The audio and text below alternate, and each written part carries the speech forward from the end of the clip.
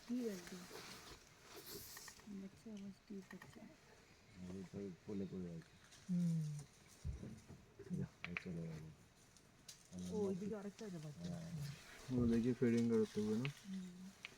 देखो दोनों उधर उधर मंकीज हैं वाले रिसस मंकी इधर ब्लैक फेस मंकी है उधर दूसरा वाला मंकी इधर ही है लंगूर এদিকে তোর ওই বাঁদর এদিকে এইগুলো মুখপড়া সুন্দর পাতাগুলো চিপচিপ খাচ্ছে